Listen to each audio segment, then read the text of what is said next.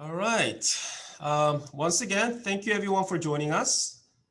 My name is Henry Kim. I've been with Elite for about 30 some years now. Today, we're going to be holding a seminar about the recent changes that's occurring in the college application process.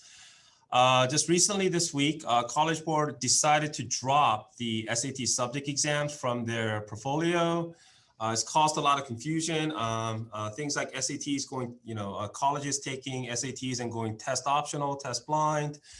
There's been a lot of speculations, a lot of questions regarding what does this all mean. So I wanted to address some of the changes that are occurring right now in the larger context of what it means in terms of college admissions, right? So the fact that the SAT subject exams are disappearing is not necessarily a bad thing. I've always felt personally, I teach math. I've been teaching math forever. So for example, if your student is taking AP Calculus AB, took it for a whole year, got A's in the class in both semesters, took the AP Calc AB test and received a 5. I don't really see the need to take a math level 2 test. Same thing for chemistry, biology.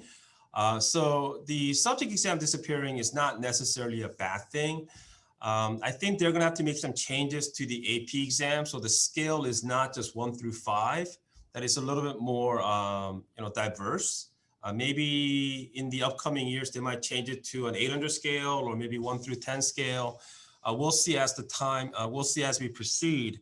But the subject exam disappearing really is not a bad thing. I think it makes the admission process a lot easier for students, and it's going to simplify and streamline the application process a little bit more. So I think it's honestly, in my opinion, it's the right thing to do. I've always felt that was the right thing to do, and I'm glad that College Board actually pulled the trigger on it. Let's get started. So I'm going to be running a presentation. So I'll share my screen. And if you guys can look below your Zoom, your tab, there's a Q&A button there. So as I'm doing the presentation, if you have any questions, just type your questions directly into the Q&A. I have a partner that's actually going to be answering those questions for us. So if you have any questions, please ask it through the Q&A, okay? All right, let's get started.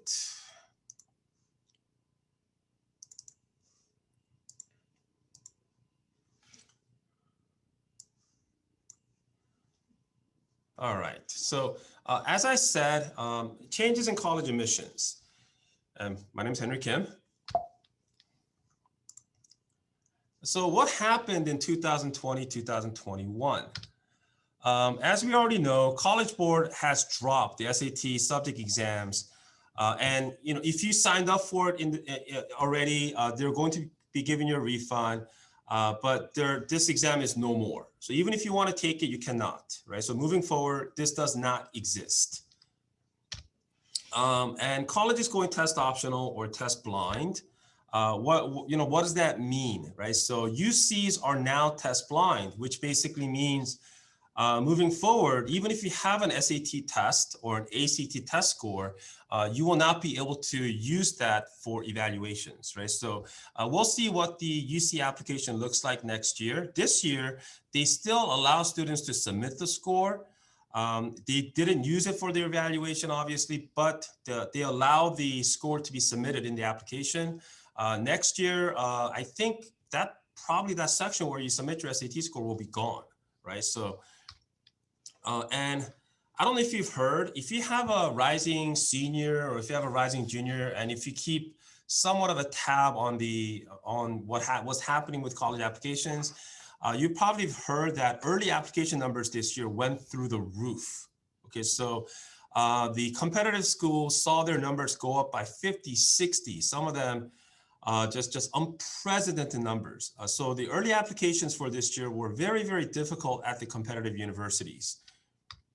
UC application numbers also changed this year. Cal State numbers also changed unexpectedly.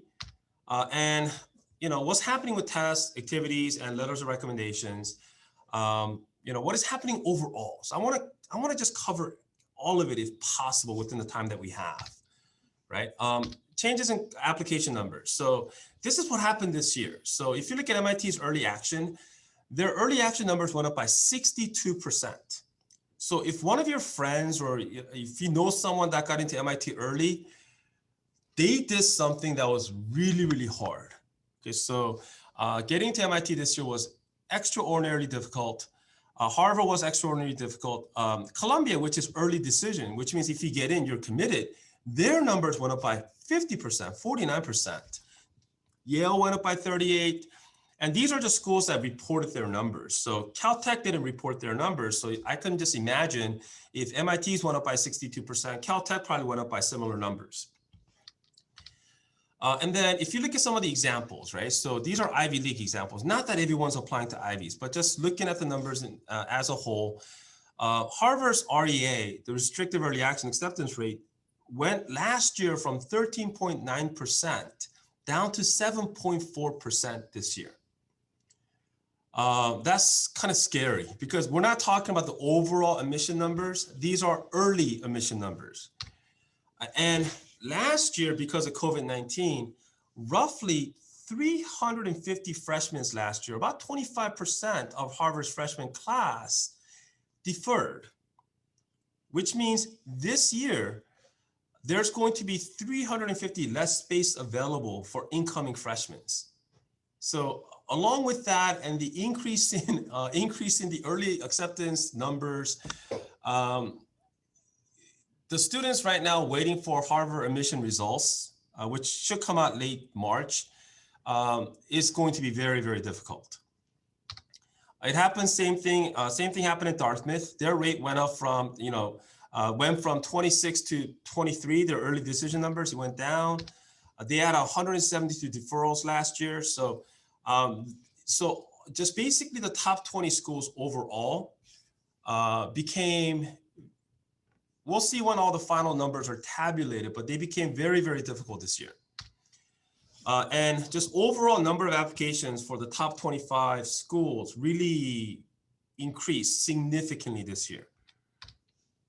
But once again, not everyone is looking at Ivies. So what happened with UC applications? UC apps went up by 15% this year. That's a significant number, right? 15%. However, Cal State numbers went down by 5%, right? A first decrease in decades, right? So, and however, the way that these numbers went down in the Cal States were very, very interesting, right? So Cal Poly San Luis Obispo, which is, many will consider to be the best Cal State, their numbers actually went up by 4%. Whereas Cal State, Dominguez Hills, which caters to a lot of first-gen applicants and things of that nature, their application went down by 17. Cal State LA went down by 20. So even in the Cal States, the schools that are more competitive, their numbers went up, but the schools that are not went down. So just overall, if you can extrapolate something from what happened, it simply means the harder the school, historically, their numbers went up.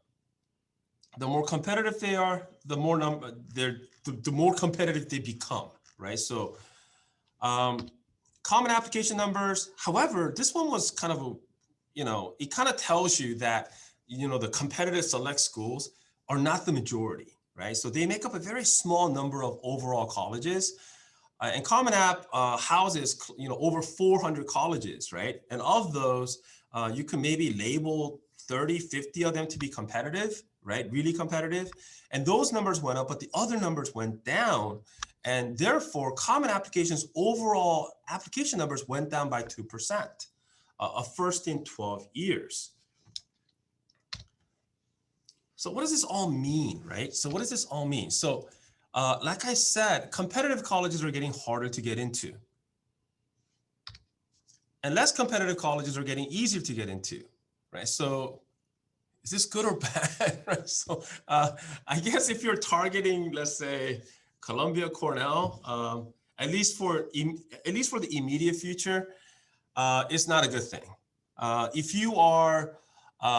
you're looking for, I want to go to, let's say, Chapman University. Not that Chapman is bad, but it's not as competitive. Chapman University or If you want to get into, let's say, I don't know, like Purdue or Boston, well, not that Boston University is easy, but some of the less competitive schools, that means you'll have an easier time, hopefully, right?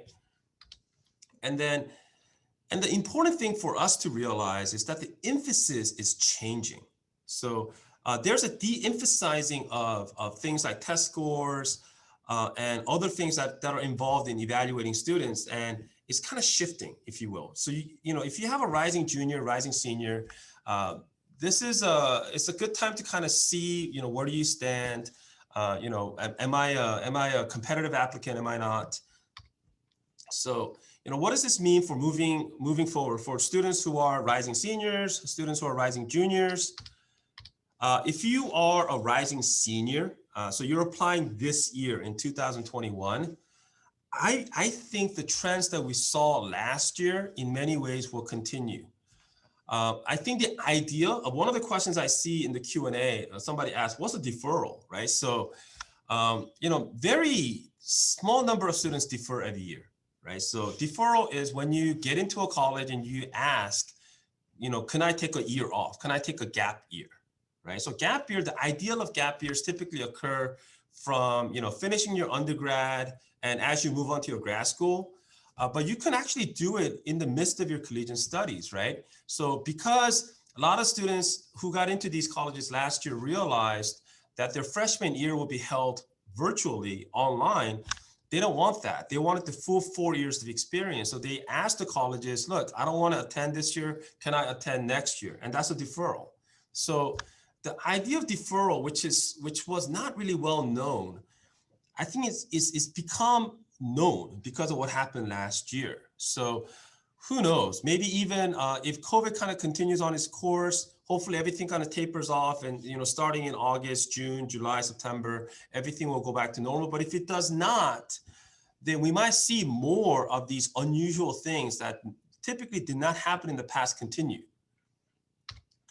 And then as for rising juniors, it really depends on what happens during the summer. I think if during the summer, if everything kind of goes back to normal, then hopefully it'll kind of settle down and you'll kind of turn back to normalcy. But things like the SAT subjects disappearing, things like SATs becoming test optional, test blind, I don't think those are going to change back. So those are things you also need to deal with. Best thing is for you to prepare. Where am I? What can I do to maximize my chances? And prepare yourself if you can. So as you prepare, you need to ask yourselves, what are colleges looking for, right? So just overall, in terms of an application, right? In terms of an application, these are the things that they're looking for: GPA, strength of schedule, outside academic involvements, standardized tests, activities, especially leaderships, outside letters of recommendations, which are very, very important, personal statements, right? So these kind of 7 things make up the entirety of a college application. Now, there's other things, like if you're an athlete, there can be athletic recruitment. If you're an artist, you can turn in a portfolio. If you, but those all kind of fall under activities, right? So, but this is what kind of makes up a college app. So when you think about GPA, strength of schedule, outside academic options, they kind of are one of the same, right? They make up this one picture, right? So what's happened in the last, I would say 2 semesters, right? 2 semesters, about 8 to 10 months, COVID has forced all classes online. And in some ways, it's made difficult AP classes a lot easier. So my oldest daughter is she's in a pharmacology program. She wants to be a research pharmacist, right? So she's home. She's been home for the last 2 semesters, and she hates it because she doesn't get to see her friends. But she also loves it because she's going through the OChem series right now, and because it's online, it's really easy. So she's like, oh, I'm getting A's in these, and everyone says these are hard, but because they're online, it's getting a little easier. Same thing with things like AP Chemistry. AP Chemistry typically tends to be difficult because of lab write-ups and the labs that you need to do. You cannot mess up a virtual titration, right? I mean, it is what it is. So long as you can write up the labs correctly, it's not as hard, right? And so there's a lot of aspects to this. And some students even commented to me this year that, AP World History was a lot easier because it was online and they were able to do their in-class writing assignments on the computer, and they like typing a lot better than writing, right? So I thought that was very, very interesting, right? So it's gotten a lot, the classes themselves have gotten a lot easier. So you should maximize your GPA. This is an opportunity to get straight A's, right? And this is an opportunity to do well and create a solid foundation for your application moving forward, right? And because of the fact that you guys are not busy, a lot of you guys, I have a 12th grader at home right now. So he's a graduating senior, and he's really active in speech and debate, but speech and debate is dead. They do like online virtual competitions, but it's not the same. So they have a lot of time. So this is an opportunity for you to take supplemental AP classes, take dual enrollment college courses, and try to improve your academic profile, right? Be more focused. You can look very impressive. If you can, in the course of 9th, 10th, 11th, and 12th, if you're interested in medicine and you want to be a doctor, if you can take dual enrollment courses in microbiology or genetics or molecular biology, through dual enrollment college courses, or you can take extra AP courses, maybe because you're so busy with AP Chem, AP Physics, AP Bio, you don't have the room to take like AP Psychology, AP Computer Science. It's an opportunity to do it now because you're not as busy. You can do these classes online, right? And look, Elite is an accredited, WASC accredited, educational institution. We offer AP classes. We partner with, four-year accredited college to offer dual enrollment classes where your students can take things like introduction to business or macroeconomics, international relations, and get grades that you can use for your GPA. You can use for college credits, right? Take advantage of these, right? So these are available now. So I'm going to introduce a program that Elite's offering in a bit, in a while, but I have a 9th grader right now. She's in 9th grade. I have 4 kids, by the way. So my 9th grade, she started high school, unfortunately, online. And, typically 9th grade classes are easy to begin with. And she is sleeping through her classes. I mean, I'm glad that she's getting good grades, but the homework takes 5 minutes. So when September comes along, I'm gonna enroll her in an AP psychology class that Elite's offering, and I'm gonna make her take an AP class, right? So she's not doing anything. It's driving me nuts. I mean, she does dance as her extracurricular, but beyond that, she watches anime. She's recently got into reading romance novels, and she thinks it's all crap. I'm like, no, why don't you, can you read this? And no, the romance novels are better. So she's driving me nuts. So I'm gonna make her take that. And I think that's overall, if I have her do that prolong in 9th, 10th, 11th, 12th, and she's interested in neuroscience, so I'm gonna have her take, psychology, neuroscience through dual enrollment. And by the time that she's done and she's applying to colleges, I want her to have a solid GPA at school. And then I want her to have at least like 6 or 7 outside classes that she's taken where she concentrated her class efforts in the subject matter that she's interested in. And I think that's going to be very, very effective. And then standardized testing, which is another part. So SATs and ACTs are being de-emphasized for most colleges. Now, this is not necessarily true for the Ivies and the top 25 schools. So if you're interested in going to Johns Hopkins, if you're interested in going to Emory, if you're interested in going to Vanderbilt, Duke, whatnot, Columbia, then these are still very important. You should plan to take them, right? Now, if you take them and you don't do well, then you don't have to use them. So when colleges say they don't hurt, it doesn't mean that if you do well, it doesn't help, right? So if you do well, it can definitely help. If you have a 1590, 36, 35, 1570, it will help your overall cause.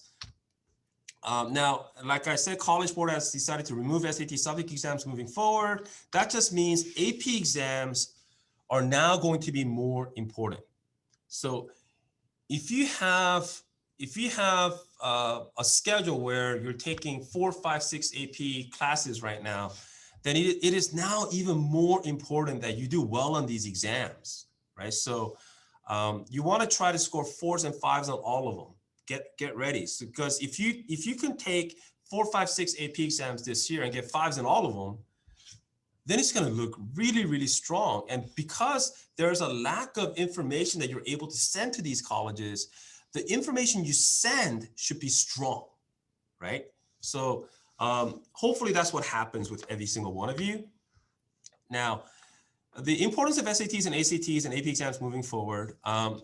So, I mean, there's been a movement towards de-emphasizing SATs and ACTs in the UC campuses for a while now, right? Because UC campuses want their campuses to be more, ethnically diverse, which makes complete sense to me, right? So, but at the same time, I deal with a lot of students where their strengths lies in academics. So they, I'm going to show you an example where they done well in school, they've done well in testing. They're not ethnically interesting, right? They're Korean, they're Chinese, or they're Indian, or maybe they're Caucasian, and they're the majority, right? So at least when it comes to college applications, so they have to find other ways of standing out. So it's very important that whatever exam you end up taking, that you do well in them, and you need to make sure that you plan, okay? So I wanted to kind of go over common questions before I move into anything else, because I've already seen some of these questions popping up in the Q&A, right? So so what format will this year's AP exams be? So College Board has announced that the AP exams are going to go back to the old format, the 3-hour format, and they're going to hold it live. So I don't know if you've tried to take the SATs this year, right? So if you try to take the SATs this year, you should have noticed that a lot of the testing sites closed. So I've had students go to Arizona, Washington, Utah to take their exams, right? So AP exams are in May. So I guess if you live in Arizona, you're fine, right? So the schools are going to hold it. They can take the AP exams the way that they want. But in California, we'll see. So College Board has said they're going to go back to the 3-hour format, but they are going to be working on contingencies. But they have no plans as of now to revert back to the 45-minute format that they had last year, nor do they have plans of taking the 3-hour test online. Will there be changes to the format of the SATs? Yes. So moving until June of this year, the SATs will still have the essay as an optional component of the test. But after the June of this year, the essays gone. The SAT essays were not being used by colleges anyways. I think it's a good idea that they get rid of them, right? Additional test dates. So far, there's been no announcement of additional test dates. But with the deletion of the SAT subject exams, I would guess that there should be a lot more room to take the SATs, right? Sometimes you try to sign up for an SAT and it's full. I think that should happen a little bit less. Will the other tests be more important? I think I covered that. Yeah, the APs, the SATs, if you use them, are going to be way more important moving forward, right? If you're fortunate enough to be in an IB program, try to make sure that you get that diploma, right? How does taking AP classes but not taking the exam look? It doesn't look very good, especially now. In the past, if you took SATs and SAT subjects and you took multiple APs, you can hide it. So the fact that you didn't take 1 or 2, no one sees it because there's so many numbers to look through. But now that it's become a little bit more bare, the fact that you didn't take an exam is going to become more visible. So if you are enrolled in an AP class, I would really recommend that you take the AP test. So how will colleges view GPA since it's so non-standardized? Some schools are easier. Some teachers at some schools are easier than others. So by the way, these questions that I'm answering right now, these are not questions I created. When all of you guys register for this webinar, there was a little box where it says, do you have any questions you want to ask? So these are the questions that were asked as you registered. We just grabbed some that were more interesting than others. So this question is actually almost professional. It sounds like an admission officer is asking it, not a parent, right? But so GPA from one school to another is different. Like I'm in San Diego right now. There's a high school right here, near here called Canyon Crest Academy that's academically very challenging, right? And there's another high school here called Torrey Pines. Torrey Pines is also challenging, but nowhere near as challenging as CCA. So, and then if you live in Orange County, there's a school called, Troy. Troy High School is extremely challenging academically. And then there's another high school right next to it called Sunny Hills, which is also a good school, but it's not as difficult. So if you don't have standardized tests and GPA is non-standard, how will they evaluate students accurately, right? So that's a very, very good question. So I think this is another reason why if you do go to an academically competitive school, that you need to do everything you can to make sure that you give yourself the best chance of doing well. Because when it comes to the end of it, I mean, you can't really worry about others, right? So you can only worry about where am I? What high school do I go to? So I mean, I guess this question makes sense if you have an 8th grader going into 9th and you're kind of wondering which high school he or she should go into. If that's the case, I would really recommend that you grab a local, like an elite director, and then ask that question personally, and they should be able to answer that question with more information on hand, right? But yeah, so this is going to become an issue. So what this is going to do is it's going to give students in maybe slightly easier high schools an advantage of some sort. But we'll see what happens with this as we move forward. And continuing on, all my friends and I are getting straight A's in school because online classes are so much easier. Will AP scores be important for us? Yeah. Every time I counsel students, the very first thing I do is I get their academic history. Like, what classes have you taken so far? And I'm always surprised. There's a small school right next to San Diego. It's a Jewish private school, and I get about 3 or 4 kids from that high school every year. And when I counsel them, they always have straight A's, and they've taken a ton of AP classes. But every time I go, oh, you took AP Calc AB last year. What did you get? Oh, I got a 2. I got a 3. I got a 1. And it's like the school offers AP classes, and these kids are getting A's in these classes, but they do not do well on the tests. So whatever reason it may be, they're not being prepared for that exam, right? So moving forward, AP scores are going to validate the A's that you're getting in your classes, right? Because there's no more standardized evaluation of who you are, academically anyways, right? When colleges say it's optional, does it really mean optional? That's a terrific question. So I work with a lot of seniors on their college apps, and this is the #1 question around, I don't know, when the early apps are due, or around January, February, I start getting a ton of emails like, Henry, Duke just emailed me about an interview. I heard that it's optional. Do I need to do it? Yeah, you need to do it.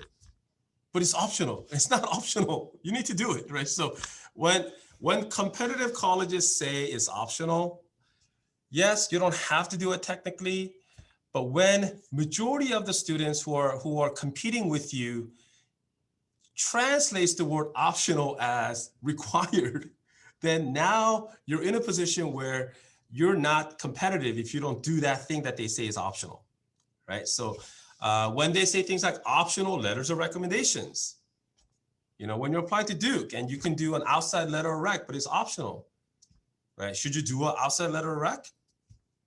Yeah, because if you do it, it can help you, right? So so when colleges is optional, take that with a grain of salt, right? It's not always true, right? So you want to be competitive. You want to turn in as many optional things as possible. Now, there's a limit to this, right? So some colleges allow optional art portfolios, right? So you can submit an art portfolio. So I've had many students ask me, if I turn in an art portfolio, do you think it will help me? So I'll say, yeah. And then before they turn it in, I say, let me see it.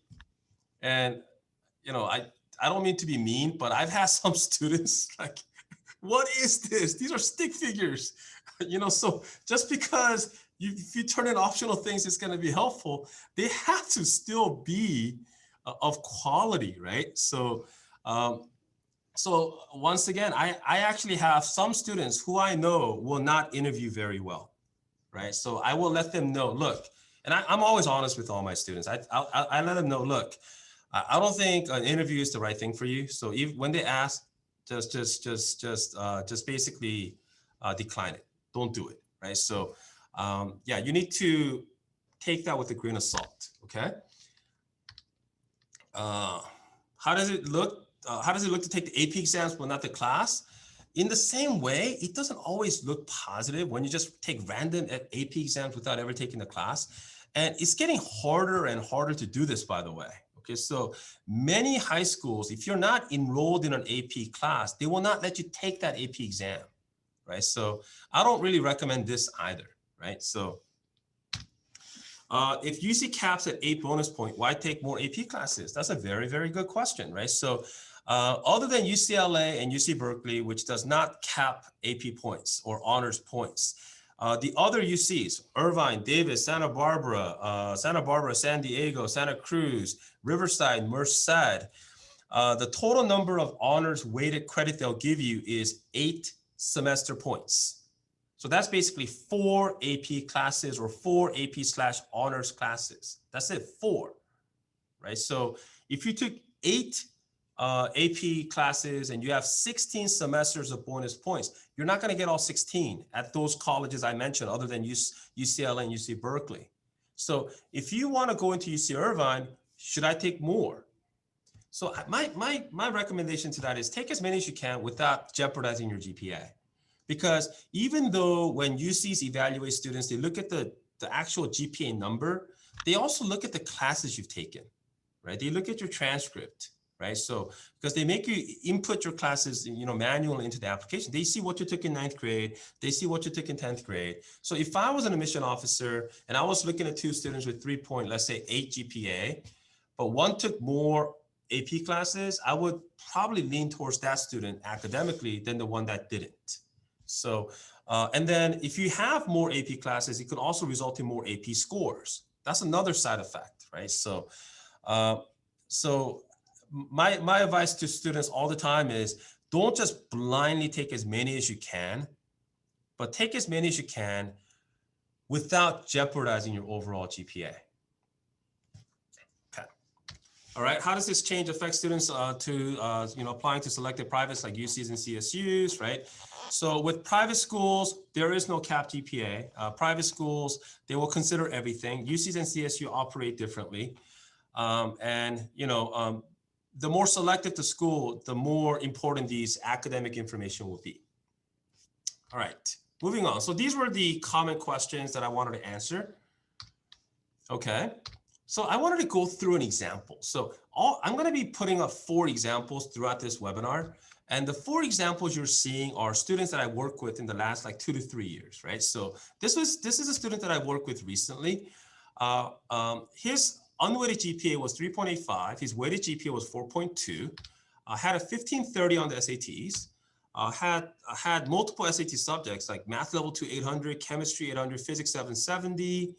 AP exams, Calc BC was a 5, physics was a 5, Chinese was a 5, biology was a 4, computer science principle was a 4, US history 4, English 4. Activities, robotics club was the captain, made Amy, did not make the junior math Olympiad, right? Didn't get to the cutoff, but, and in San Diego, there's a computer refurbishing, like a volunteer work that you can do called C2 SDK, right? They refurbish computer and give it out to people who can't afford it. Tutor for Change, he tutored. And, online tutoring is becoming so common on college applications because of COVID. So if you are accounting on online tutoring service that you created in the last 10 months to somehow help you to stand out, it's not. The number of online tutoring essays that I read this year, it was a lot. Okay, so yeah, so that's great. But don't count on it. Don't count on it as your main thing. He played tennis. He played varsity, was not recruited. He was a JV captain. He did a summer internship. Letters of recommendation, 2 teachers, 1 outside professor from the internship, right? And this is where he got into. He applied early to Johns Hopkins bioengineering, and he got into Johns Hopkins early, and his application stopped, right? So really kind of a competitive kid, looks great.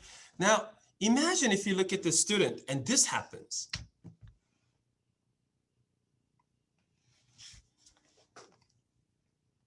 You're like, oh no. It's like, it doesn't look the same, right? So there's a big old blank right here, right? So this is what we are dealing with right now. This is what you are dealing with right now, right? So other components. So whatever's left here, find a way to improve the GPA. Find a way to maybe add a couple of more AP exams. Find a way for the activities to become more diverse, or maybe even more pointed. Maybe have another extra letter of recommendation, right? Some colleges allow multiple, not just 1, 2, 3, right? So this is what this is what every student right now is dealing with. So this is the issue. All right, activities outside letters of recommendation. This is a big part of your application, obviously. And look, I just saw a student today right before this seminar, and I asked him like, oh, what have you been up to for the last 10 months? And then he's like, nothing. So I'm like, what do you mean nothing, right? And he's like, I'm in speech and debate. We stopped, and then I'm in neuroscience club, and we stopped meeting. And he's like, I used to volunteer at Scripps Memorial.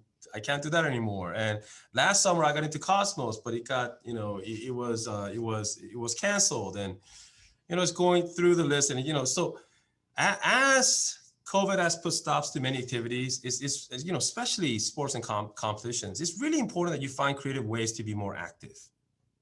Right, so I know that's easier said than done, and what it means to be creative is different for every student, but the effort of trying to find things has to be there. You can't just be like, COVID, let me play my video game, right? So, so you got to be a little bit more creative in terms of getting yourself more involved, right? And there's ways of doing that. And utilize this summer, right? Many times, this is where your outside letter recommendations will come from, right? So utilize your summer. And look, some of you guys are not going to be able to do things like internships or whatnot. Then take classes, right? Improve your academics. Like I said, if quantity is down, right? Right now, quantity is down, then it's understandable that quality and direction, right? Your focus is going to be even more important. And I keep on saying emphasize leadership and uniqueness. So it's not that if you're a leader, that's great, but it shows that in order for you to assume a leadership position in anything, you have to be active. You have to be involved, right? It shows a level of commitment. Emphasize cultural awareness if possible, the environment that we're in. A funny story, not that you should do this, but I had a student a couple of years ago. He was the president of the Young Democrats Club, right, at his high school.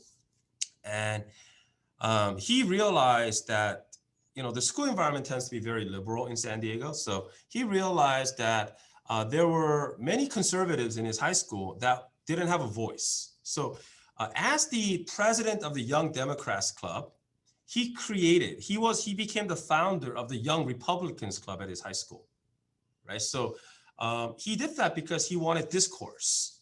He wanted discussion. He wanted everyone to be involved in the political process.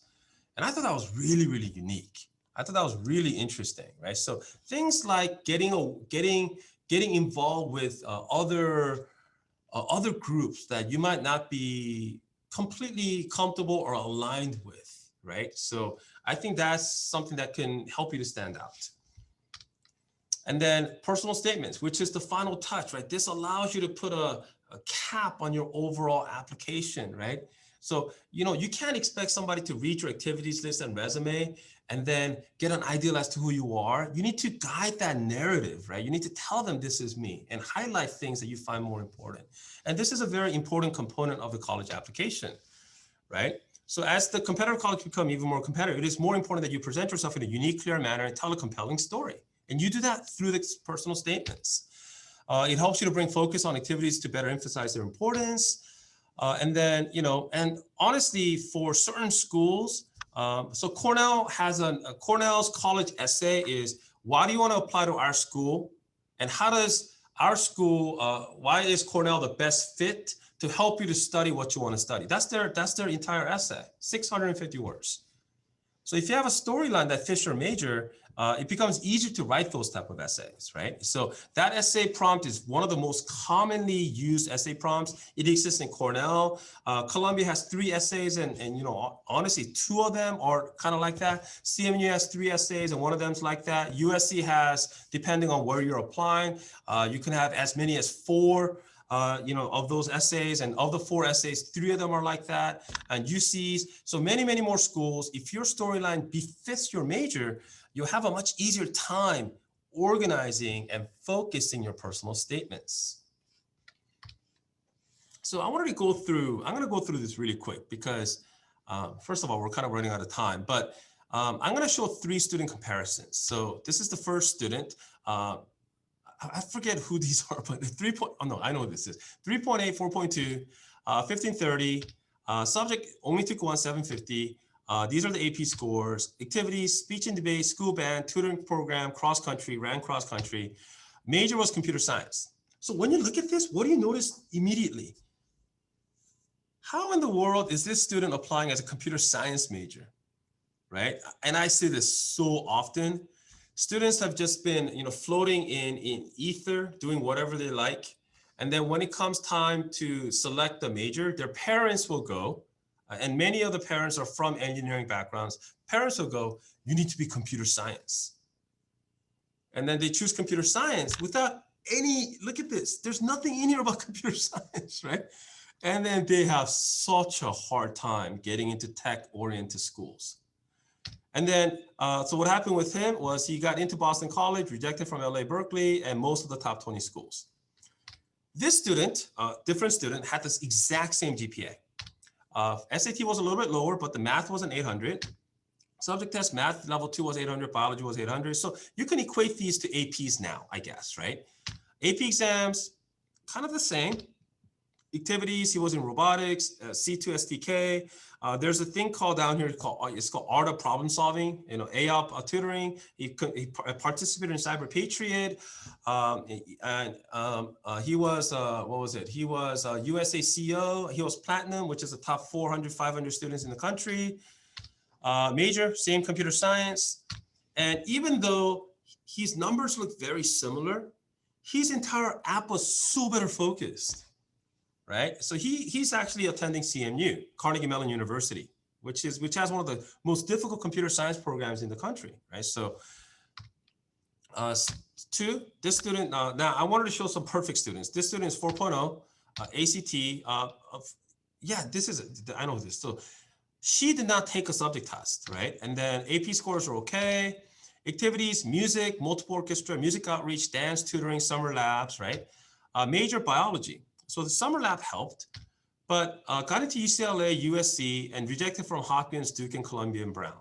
So she's at USC right now. With her, she was really heavily into music and not really too much into bio. And I think that kind of lack of data really hurt her, right? And then when you look at this student, same thing, 4.0, 4.4, less, ACT scores a lot lower, SAT subject scores are a little bit stronger in bio, AP scores are fairly strong, activities, 2 labs, I know what this is. So he had a publication, went to the local science fair, and his science fair, submission was bumped up to the California Science Fair. IGEM stands for International Genetic Engineering Machine, Red Cross, Young Leaders in Healthcare.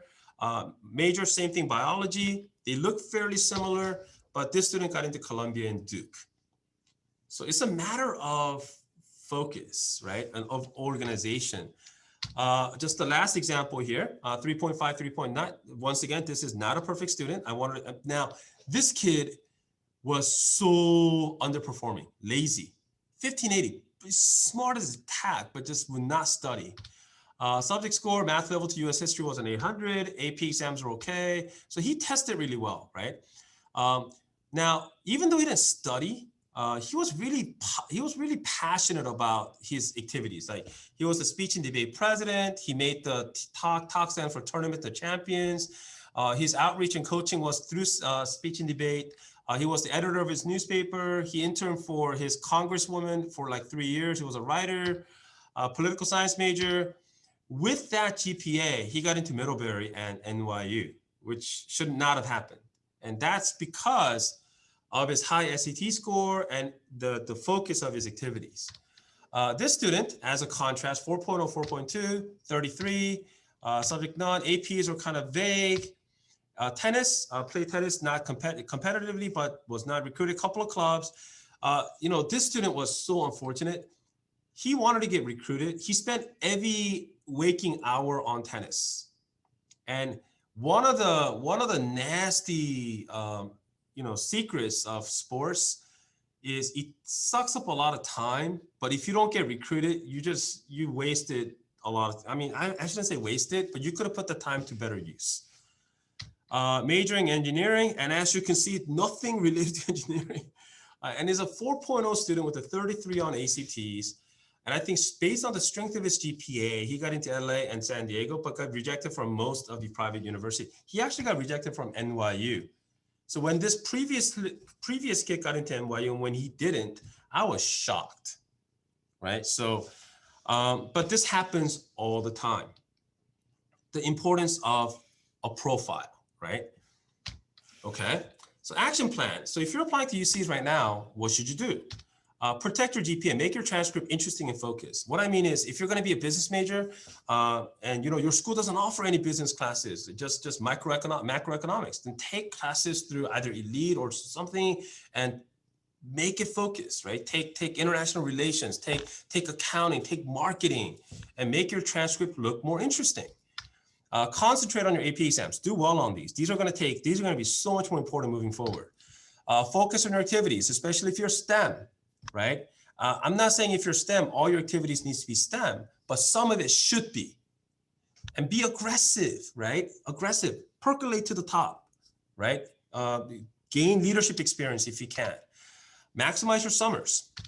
Look for a unique angle to help you stand out. And that's different from everyone. Once again, consult your elite directors if you need help with, creating your own storyline. And then remember, UC applications, because they have so many applicants, are limited. They do not accept letters of recommendations. They do not do interviews, right? So basically, your storyline is told exclusively through your activities list and the essays. Action plan. So if you're applying to STEM colleges like Caltech, MIT, Carnegie Mellon, Georgia Tech, right? If this is where you're applying, you need to protect your GPA. And because these are academically focused universities, your GPA is way more important here, right? And make your transcript, once again, interesting and focused. You need to ace your AP exams, especially math and science. You better not be applying to Caltech with a 3 on, AB. That's really not going to help you, right? So, and do well as many of them as possible. Focus your activity towards major. So this is one of those type of schools where if you're applying to Caltech, you want your activities to be more Caltech focused, like STEM focused. I mean, it's good that you're doing music, it's good that you're doing art, but there better be other things there, right? And academic competitions really help, like, AMC, Science Olympiad, USACO. And if you have a scientific journal publications, they really help. These are schools that look for these, right? Become an expert in your field. That's what they're looking for, right? I know it's like a very unfair thing to say, I'm 16, I'm 15, I'm 17. How am I supposed to become an expert in your field? Well, they don't want everyone to become an expert in their field. Only the 5 to 10% they accept, right? And you need to get into that 5 to 10 percentile. Create a strong base of recommendation to match your activities. All right, and prepare and submit additional information, right? So things like, journal submissions. MIT has a maker's portfolio that you can submit. If you're artistic, make sure that you're working on your portfolio so you can submit your portfolios. If you're musically inclined, make sure you have your, musical, videos all ready to go. Be prepared. If you're looking at top 20 colleges, your GPA cannot just be interesting and focused. It better be near perfect. Okay, it better be close to 4.0 or 4.0. You better ace all your standardized exams. You'll get close to it, right? And more the better. And you need to focus your activities, not just on your major, but it needs to be more about making others better, right? The greatest possible impact. So your radius of impact needs to be bigger than me and my friends, right? So, and then concentrate on creating a unique storyline. Are you a researcher? Are you an entrepreneur? Are you an educator? Are you a musician, artist, environmentalist? And you need to be super duper focused, right? There are many components, and the more you can provide, the better. One of the things you see about the top schools is they allow so many extra information to come in. So you want to be prepared to provide those whenever possible. Once again, interviews, if they offer it, I always tell my kids, look, interviews is a must. And I try to help them prepare for it, but it's a must. You should do it if they are available. For example, Brown University this year got rid of the interview. And you do not do interviews, but you have an option of sending in a 2-minute video that you kind of produce. So kids ask, like, should I do it? Yeah, of course you should do it, right? So, yeah, so any additional information, get ready to do so. What can I do to be better prepared? Plan. And when you're done planning, plan more, right? Success does not happen accidentally, right? I've seen very few students who at the end of their senior year go, oh man, I just did whatever. And then, look, it doesn't happen, right? You have to be prepared and focused, and you need to plan. So, okay, that sounds all great, but what can Elite do to help? So since I have all of you here, I wanted to just kind of go through some of the programs that Elite offers. We have been working very, very hard, not just me, but everyone else with the company, from headquarters down to curriculum department. We've been working night and day to try to come up with ways to make sure that our students can have the best prepared resumes, best prepared academic history. So this is what how can Elite help? So immediately, the AP exam prep. So if you are registered for 3 AP exams and you're not so confident about everything, come to Elite. So we're offering AP exam prep. A lot of the branches are starting their AP prep around February, early March. Contact your local Elite prep. So, and then look, the AP prep that we're going to be doing through Elite is going to be comprehensive. We're going to be doing weekly practice exams, live lectures. So even if we hold online classes, our lectures are not recorded. They're live, like this. I mean, of course, I can't see you, but if we do it, it's going to be interactive, right? And they're small classes. We're not talking 30, 40 kids. We're talking 8 to 10 kids, right? Hundreds of rigorous AP aligned practice. We're going to, our kids, when they do their prep, they come out and like, oh my God, I learned more than I needed to, right? So, and review classes for AP subjects except the arts and languages. We offer everything. So from art, chemistry. So we kind of transformed our curriculum, and we're now using, state-of-the-art technology to get our students prepared. So if you sign up for AP chemistry, we're going to be using College Board material as well as targeting particular subject matter. So if College Board says intermolecular forces need to be covered, we're going to cover that, right? So the students will be prepared. And these are some of the slides that we use in our classes, and students typically come out of it very, very well prepared, right? And this is the one that I'm going to have my daughter sign up in a couple of weeks. So we just launched this. It's called the AP Psychology 12-Week Intensive. And this is a 4-credit class. You're going to get a grade. We're going to also help you to prepare for the AP exam. And if your high school does not let you take the test, we have an AP exam location prepared so that our students who are in the AP Psych 12-Week Intensive can finish the course, go to the school, and take the test. So it's our first kind of venture into this, and we're very, very excited to be able to provide a test center where the students can come and take the exam as well as prepare for the exams. So the 12-week intensive, it starts on February 8th. It's 100%, so it'll count towards your GPA when you apply to colleges. It'll be live lecture and practice tests every week. And basically 2021 AP exam registration is guaranteed. So we have a location in Northern California. We have another location in LA where our students will be able to go and take the exam. So, if you take this class, you can take the AP exam. You don't need to get your school's permission. So you do it through us. So how many test prep, places can you think of that allow students to take their AP exams with the test prep? You have to do it at school. So this has taken a lot of work. Honestly, our CEO, Mr. Park, has done a lot of legwork to get this to be a reality. And we're really excited that this is happening this year. And then we also offer elite blended learning. So this is for college. This is GPA boosting. We offer AP classes at Elite. I don't know if you know this. So Elite is a WASC accredited high school, right? We have students internationally where they attend EBL full time. So these are 4 credit. So we have AP honors courses, and we'll provide transcripts that you can use for colleges to increase your GPA.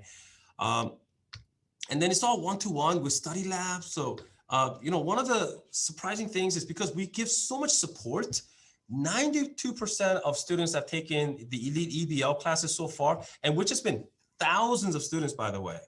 We're not talking 10 students and it was 99. We're talking out of thousands, 92% of our students have earned A's. So it's the support that we give. And so that almost literally guarantees you're going to get an A in these AP courses. And we offer classes from AP Psych, AP Computer Science Principles, AP Comp Sci A, AP Stats, AP Econ, and many, many more. So if you're interested in these, contact your Elite directors.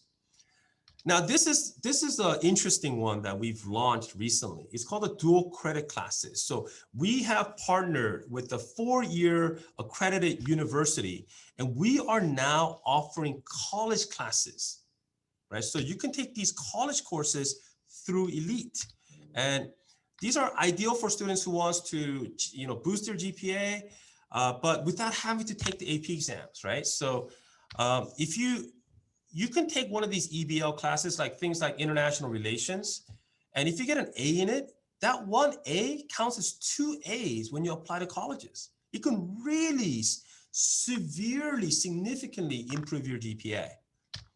And we'd like to demonstrate an interest in an area. So if you're a business, you can take a whole bunch of business courses.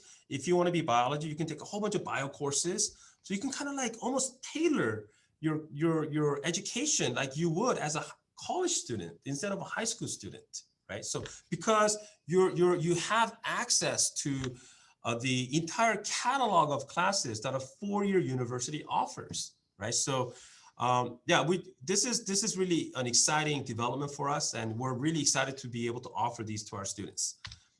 And then look, everything just seems confusing. Just the number of questions I see on the Q&A and number of hands going up. I'm sorry if I've been ignoring you, but I need to get through this presentation. I'll take about 30 minutes after this to answer questions. But these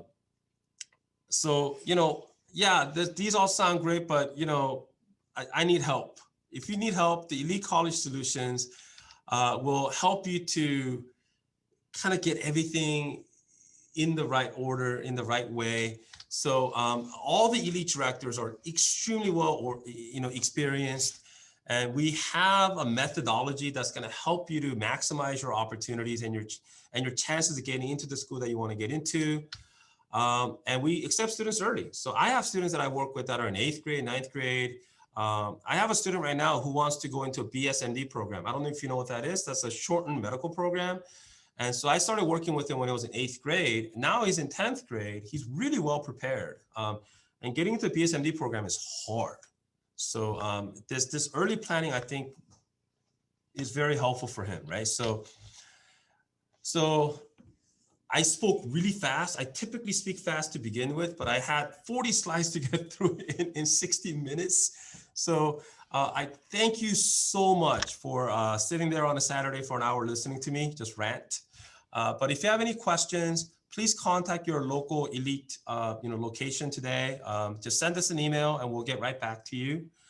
Yeah, that's it. Thank you for coming. I hope you found the presentation to be informational. And I'm going to stick around for about 20, 30 minutes. So if you have any questions, I know my partner in crime, Mr. Bradshaw, has been doing his best to answer your questions. So what I'm going to do now is I'm going to open up the chat. I've closed the chat, but I'm going to open it up now. Right, I'm going to open it up now. So if you have any questions, you can open up your chat window and ask me questions through the chat while Mr. Bradshaw answers whatever questions you guys have been asking through the Q&A. So once again, thank you. If you have further questions, please contact your local elite branches. Thank you for attending.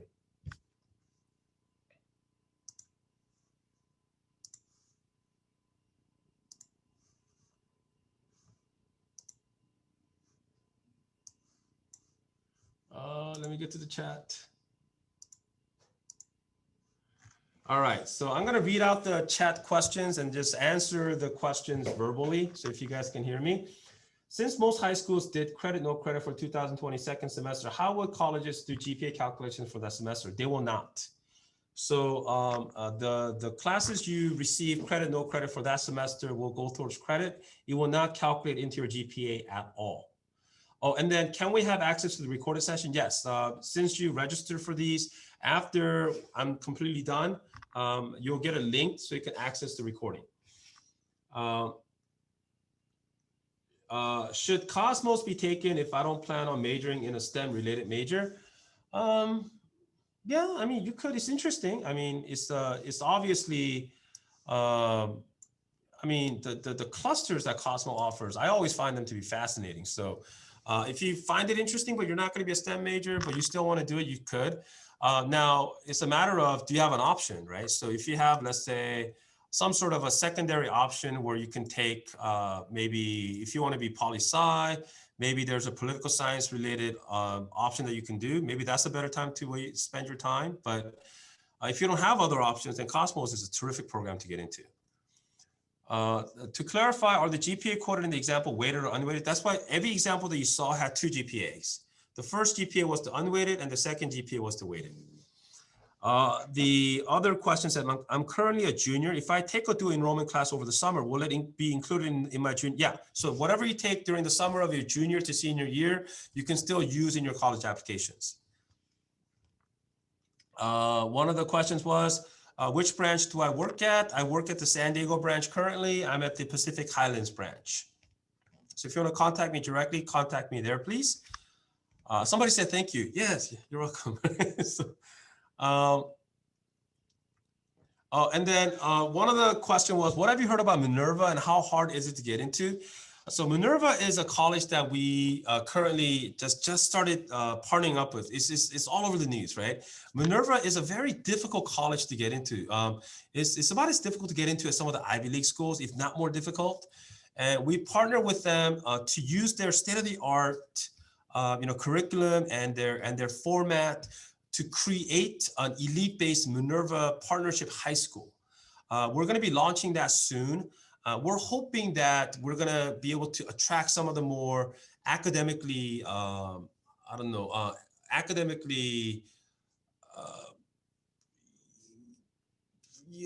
should I put it? Academically capable students that have large aspirations. And we're going to create we created a program where we're going to have these students for the 4 years doing the Elite/Minerva high school programs, along with some of the a lot of the consulting that we offer, and we will help them with extracurriculars. And we're going to try to get these kids into the best of colleges as possible, right? So if you're interested in that, contact your local branches. What are the two classes for biology? What are the two A classes for biology or chemistry? I don't know what that means. Can you clarify your question, please? Can you speak briefly about the admission impact on international students? So, so I read a news article not too long ago. It was from New York Times. I heard that international applications to the US colleges increased significantly when it became clear that Joe Biden won the presidency. I don't know if that's true or not, but that's what I heard. I thought the international application numbers would go down significantly this year, but I don't think it has. We'll know when all the numbers are in. So it's all kind of speculation, but I don't think it's gone down as much as we thought. What are your recommendations for ninth graders interested in pre-med for summer? That's a good question. I mean, if you are a rising 10th grader, your options are very limited. Most of the competitive summer programs are reserved, honestly, for rising seniors. And a lot of the programs that have wet labs, you have to be 17 years old. You can't even be 16. So, I mean, I think it would have to be more something locally. So I would talk to your local elite director to see if they have any options that you can actually take advantage of. But if you're going to take advantage of it, contact them soon because summer applications tend to be due earlier than later. Do not contact your local directors in April. So what can I do this summer? It might be too late at that juncture. Do you have a list of colleges that are test blind for 2022 admissions? Yeah, I mean, I don't have a list, but go online and just go test blind colleges 2022, and you'll see a list come up. Should I register for the SAT now? That all depends on what grade you're in. If you're a rising senior, I would say, yeah, you should. If you're a rising junior, then I would say, you should try to prepare during the summer and maybe take it in August or September or October of next year, right? So it depends on what grade you're in. Another question, typically senior year is AP heavy. My student is rising senior and has 4 AP by the end of the year. AP scores in seniors are now part of the admission. Yes, you're right. The fact that students has taken 9 or 10 APs, all colleges have.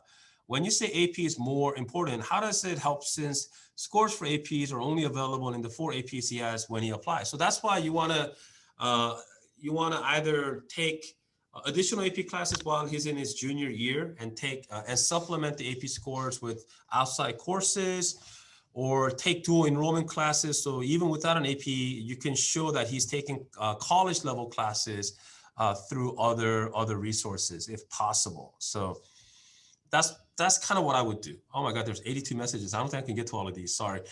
Do you know if the ACT has opened up retesting certain sections only? Yeah, they're doing it now.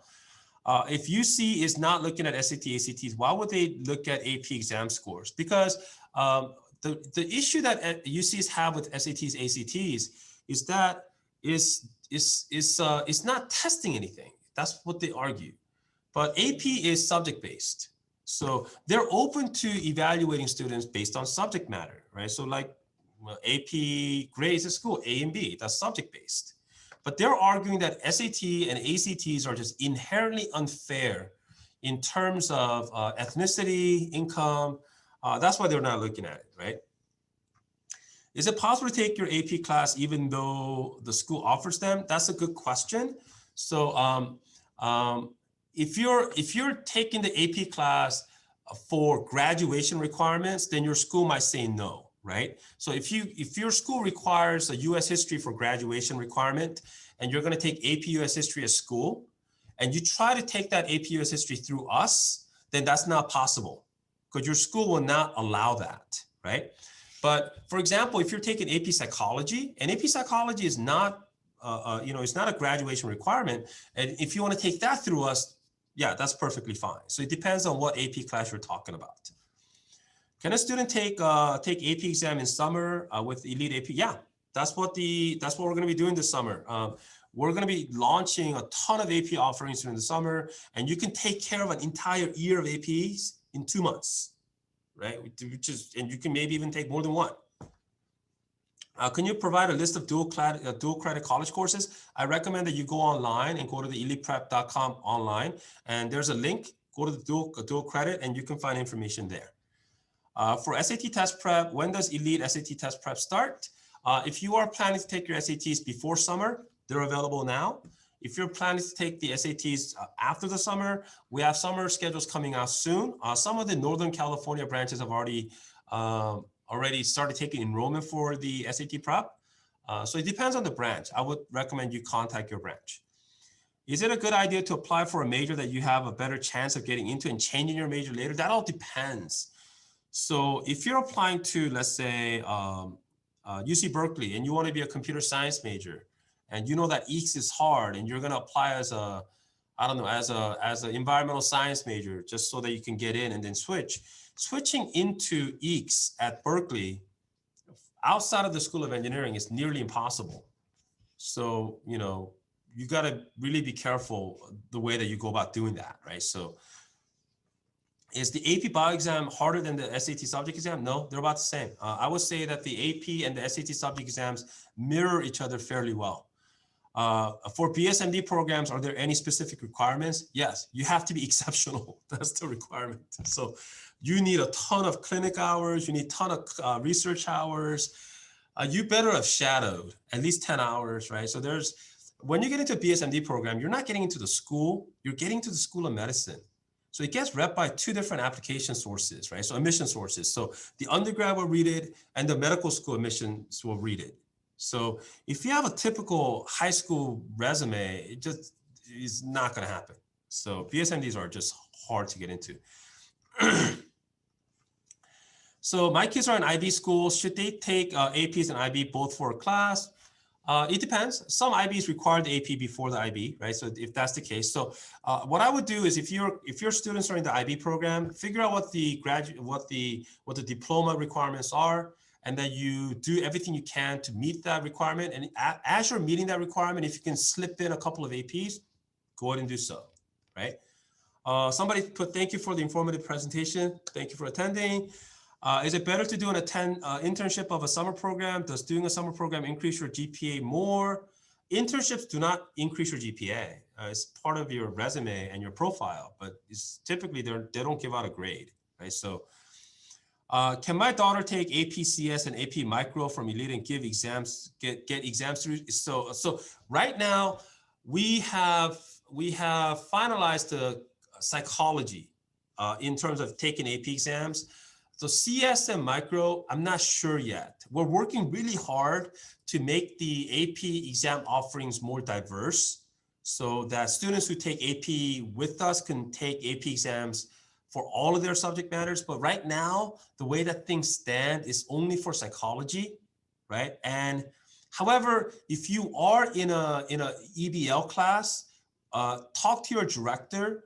And because if you're in EBL right now, Elite Blended Learning, the AP courses through Elite right now, we might be able to secure you a seat. But if you are a new sign up, I'm not quite sure if we're going to be able to.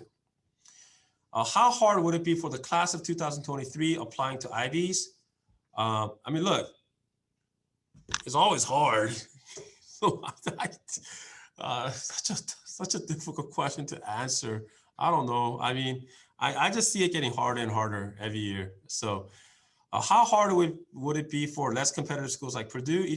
Yeah, I mean, they're gonna hopefully not get too difficult. Hopefully they stay about the same, I'm hoping. But you're asking me questions that I can't really accurately answer. And I don't think I've been so wrong this year as I've ever been in the past. I mean, my predictions have gone like bleh.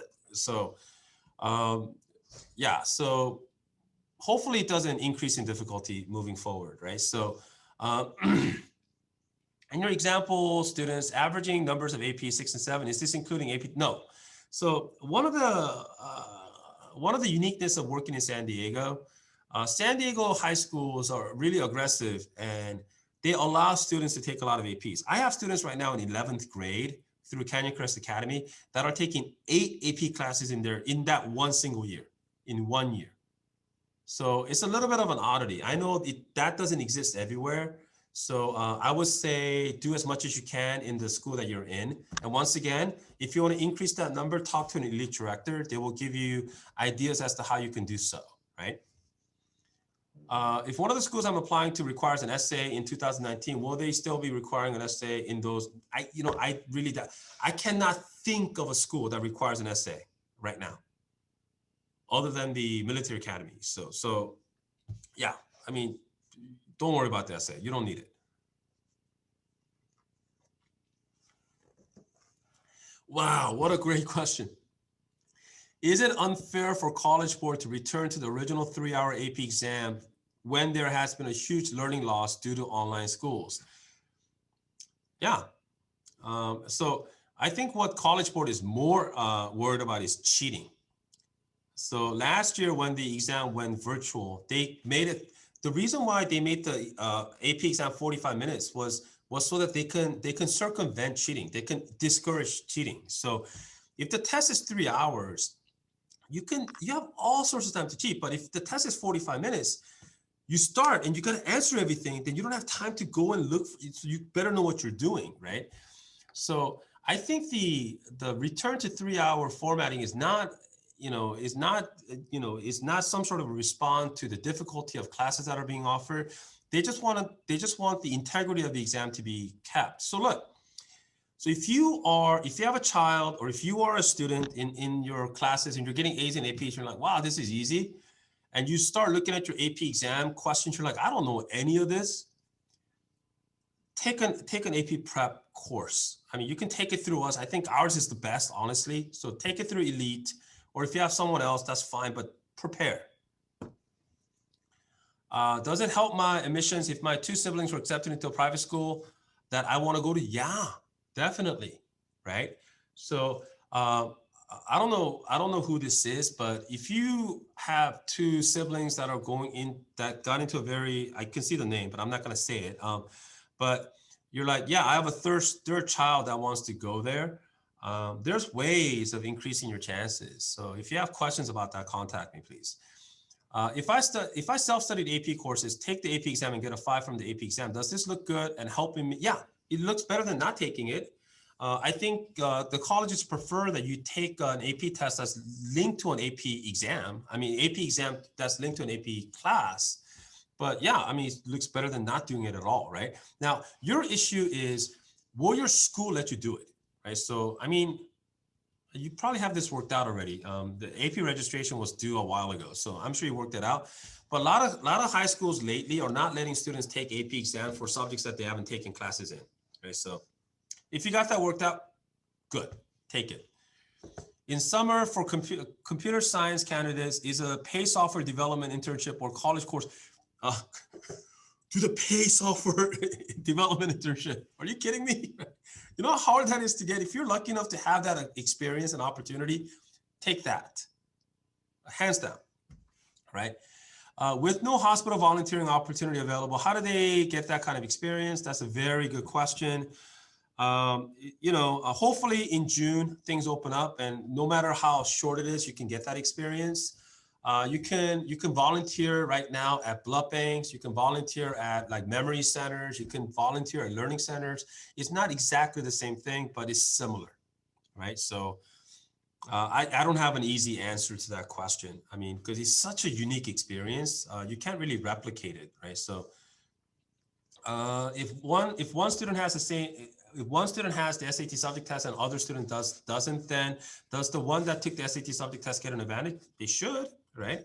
So one thing to clearly understand is College Board has removed the SAT subjects from their testing portfolio.